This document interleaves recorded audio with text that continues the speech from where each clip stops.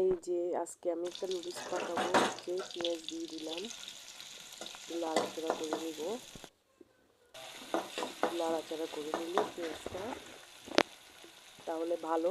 এখন আমি টমেটো দিয়ে দিব। এই যে টমেটো দিয়ে দিলাম। এখন একটু টমেটো বেশি করে দিব, টমেটো বেশি করে দিলে মজা। কাঁচামরিচ, এই যে কাঁচামরিচ দিয়ে দিলাম। এখন একটু লাড়াচাড়া করে নিব, ভালো করে লাড়াচাড়া করে নিতে হবে।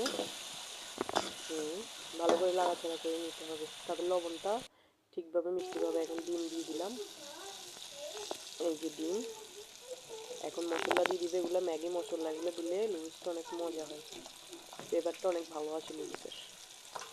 আপনারাও ট্রাই করবেন। আমি দুইটা দিয়েছি, অল্প করে পাকাবো নুডলস, সেই জন্য আমি অল্প করে দিলাম। নুডলস অনুযায়ী আপনারা দিয়ে দিবেন। এখন আমি নুডলসটা টানি দিলাম। এই যে এই পর্যায়ে নুডলসটা হয়ে গেছে আমার। এখন আমি এই নুডলসটা বাটিতে নিয়ে আপনাদেরকে দেখাবো। এই যে দেখেন কত সুন্দর হয়েছে, মাশাআল্লাহ, আলহামদুলিল্লাহ।